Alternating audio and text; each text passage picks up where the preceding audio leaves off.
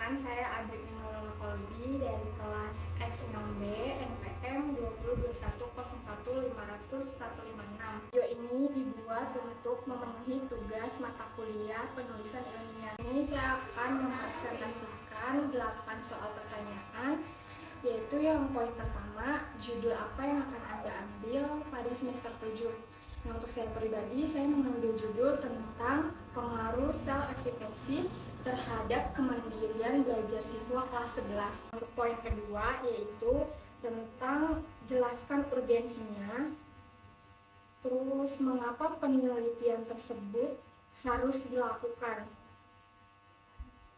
Nah, untuk urgensi yang saya ambil pada judul tersebut yaitu ada 3 urgensi. Yang pertama, ada mendorong inisiatif belajar, yaitu peserta didik yang memiliki tingkat self-efficacy yang tinggi cenderung lebih berinisiatif dalam memulai dan menyelesaikan tugas-tugas belajar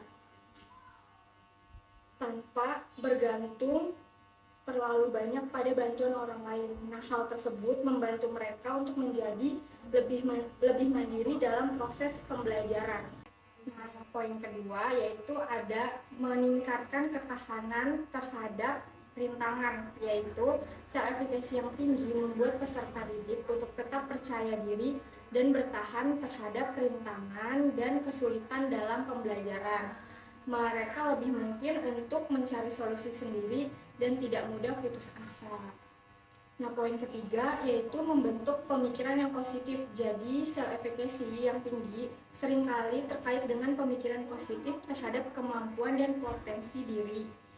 Nah, ini tidak hanya berdampak pada kemandirian belajar saja, tetapi juga pada pandangan mereka terhadap diri mereka sendiri secara keseluruhan. Nah, secara keseluruhan, mengembangkan self-efficacy pada peserta didik kelas 11 dapat membantu mempersiapkan mereka untuk menjadi pembelajar yang lebih mandiri dan berhasil dalam menghadapi rintangan pendidikan dan di kehidupan mereka.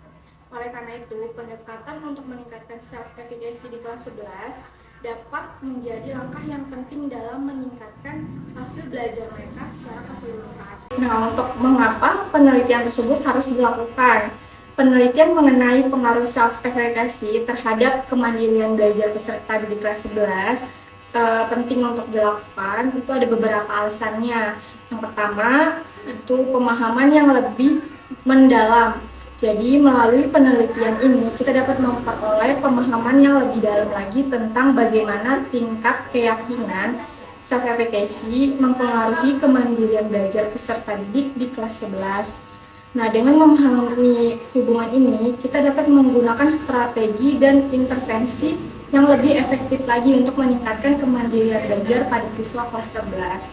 Nah, yang poin kedua, ada penyesuaian strategi pembelajaran. Dengan mengetahui bagaimana self-efficacy mempengaruhi kemandirian belajar, kita dapat menyesuaikan strategi pembelajaran yang lebih efektif dan memfasilitasi perkembangan kemandirian. Nah, poin ketiga itu ada persiapan untuk masa depan. Nah, kemandirian belajar adalah keterampilan yang penting akan membawa manfaat jangka panjang bagi peserta didik, baik dalam konteks pendidikan maupun dalam kehidupan profesional mereka. Nah, dalam penelitian ini dapat membantu dalam mempersiapkan mereka untuk menjadi pembelajar yang mandiri, yang siap akan menghadapi tantangan di dunia nyata. Nah, yang selanjutnya itu manfaat penelitian pengaruh self-efficacy terhadap kemandirian belajar siswa kelas 11.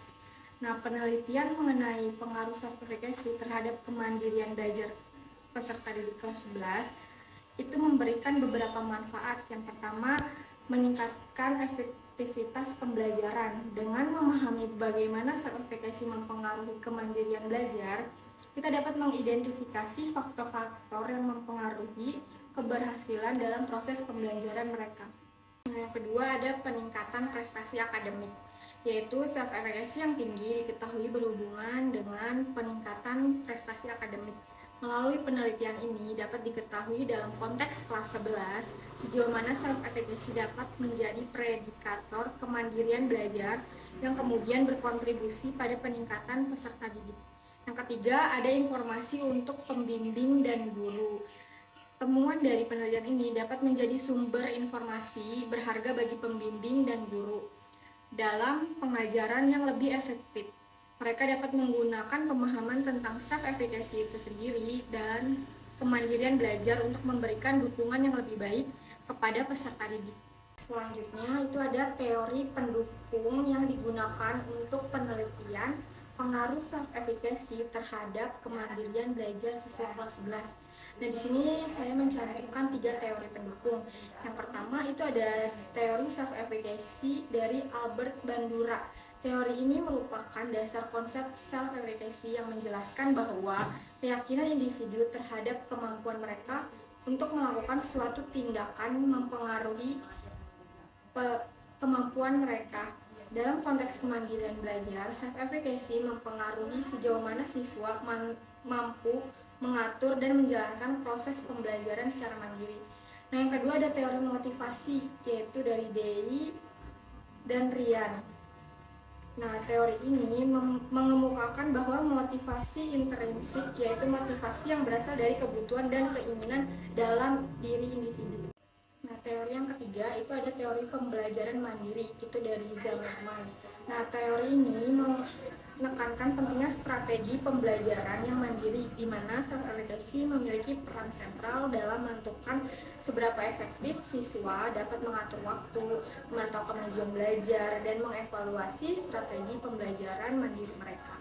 Nah, yang selanjutnya itu ada kerangka berpikir penelitian pengaruh self-efficacy terhadap kemandirian belajar siswa kelas 11.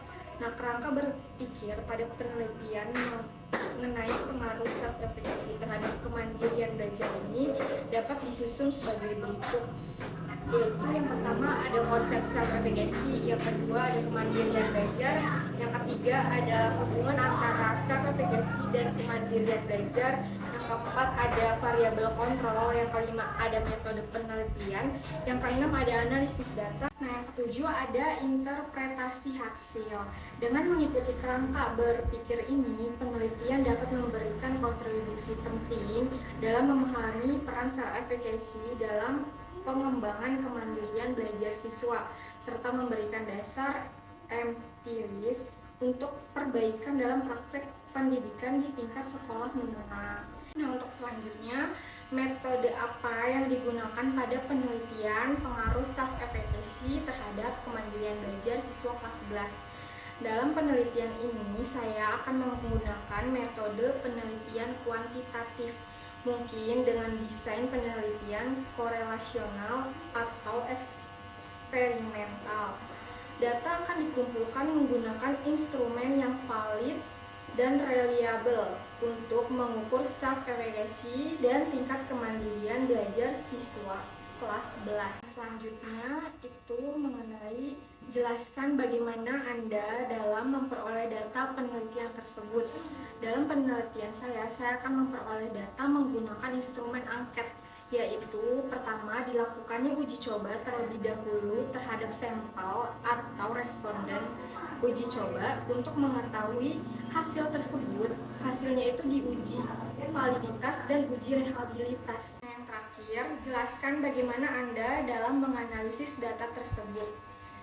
Untuk menganalisis data dari hasil uji validitas, butir-butir item yang tidak valid tidak dipakai. Setelah itu lalu disebar ke responden atau sampel.